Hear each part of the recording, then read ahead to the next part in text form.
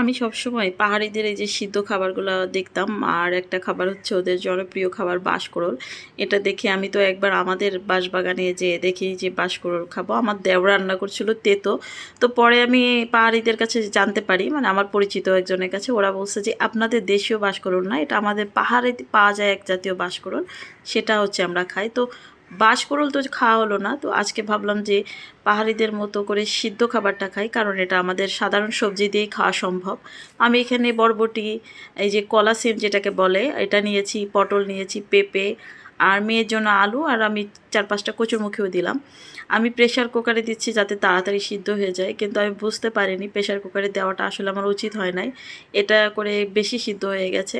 আমি পটল আর পেঁপে আলু আগে দিয়েছিলাম, ভাবছিলাম ওগুলো করব, কিন্তু পরে আবার প্রেশার কুকার খোলার একটা ঝামেলা থাকে, সব কিছুই আমি একসাথে দিয়ে দিয়েছি। এগুলা দেওয়ার জন্য আমি আগে সব কেটে সুন্দর করে ধুয়ে নিয়েছি, আর এই পানিতে আমি বেশ 1 চামচের মতো লবণ দিয়েছি, যাতে করে সিদ্ধর সময় সবজিগুলোর ভেতরে একটু লবণ ঢোকে, তাতে করে স্বাদ কিন্তু খুব ভালো হয়। যাই হোক, এর ভিতরে কিন্তু আমি কাঁচামরিচটাও দিয়ে দিয়েছি, কারণ কাঁচামরিচ দিয়ে যে আমি একটা ভর্তা করব। আর এখন তো আমি ঢাকনা লাগিয়ে দিলাম, আমার এইদিকে সিদ্ধ কিন্তু হয়ে গিয়েছে। আর এইদিকে আমি ভর্তাটা রেডি করব, সেটা হচ্ছে রসুন আর চিংড়ি মাছ। সম্ভবত ওরা শিদল দেয়, আমার কাছে শিদল ছিল না, আর শিদলটা আসলে আমি কখনো খাইও নি। তো চিংড়ি মাছ দিয়েছি, ধনিয়া পাতা, রসুন, আর এই যে আর 4-5টা আমি শুকনো মরিচও দিয়েছি, কারণ ঝাল যাতে একটু বিষয়। আল্লাহ, এত বেশি ঝাল হয়েছিল, আমার কান থেকে তো ধোঁয়া বেরোচ্ছিল। আর এদিকে আমি হচ্ছে এই যে শিলনোড়ায় এটা মশলাটা বেটে নিয়েছি, ভর্তা করা শেষ, এখন চলে আসছি খেতে। এখন খাওয়াটা শুরু করে দিব।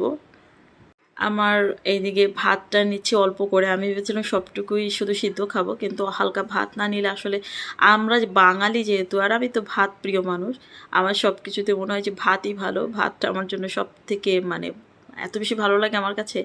যাই হোক, এদিকে আমি একটু ট্রাই করে দেখছিলাম যে কেমন হয়েছে। সত্যি বলতে আমি কিন্তু ভর্তা যখন বানিয়েছি তখনই ট্রাই করে দেখছি যে ভর্তা, যেটা মরিচের ভর্তা, এটা তো অসাধারণ হয়েছে। আর কচুরমুখিটা এত বেশি সিদ্ধ হয়েছে, ছড়িয়ে গিয়েছিল সব কিছুর গায়ে, দেখছেন কীভাবে লেগে আছে। আমার এখনই মুখে পানি চলে আসছে আমি যখন ভয়েস দিচ্ছি। আলহামদুলিল্লাহ, এত মজার খাবার। এটা যদি রেগুলার খাওয়া যায়, আমার মনে হয় যে আমাদেরও হেলথটা অনেক ভালো থাকবে। এটা আসলে হেলদি একটা খাবার, কিন্তু সাথে সাথে এটার টেস্ট অসাধারণ।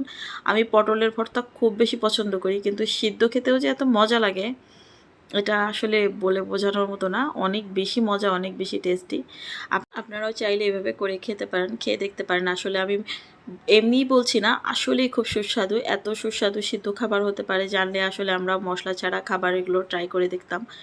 আসলে পাহাড়িদের এই খাবারগুলো অনলাইনের বদৌলতে আমরা দেখতে পাচ্ছি। এই যে আমি কিন্তু এই যে এখন সামনে চলে আসলাম, এবং আমি একটু ভর্তা আর এই যে সিদ্ধ খাবারগুলো খেয়ে আপনাদেরকে দেখাবো। আপনারাও খাবেন, সত্যি বলছি, এটা সপ্তাহে অন্তত একদিন খাওয়া উচিত আমাদের। তেল মশলা ছাড়া একটা খাবার, খুবই সুস্বাদু, এবং আমাদের সবজিটা কিন্তু ন্যাচারালি খুব টেস্টি হয়, যেটা আমরা মশলা দিয়ে অন্যরকম টেস্ট বানিয়ে ফেলি। এটা একদমই উচিত না, আমরা তবুও, আমরা যেহেতু বাঙালি, আমরা পূর্বপুরুষ থেকে আমাদের এইভাবেই খেয়ে আসা অভ্যস্ত, তো আমাদের শরীরও এটা অ্যাডজাস্ট করে গেছে। মাঝে মধ্যে এরকম ভর্তাটা তো আমি খাবো ভাবছি এবার থেকে। এর ভিডিওটা করার পরেও আমি আরও 2-1 বার করে খেয়েছি।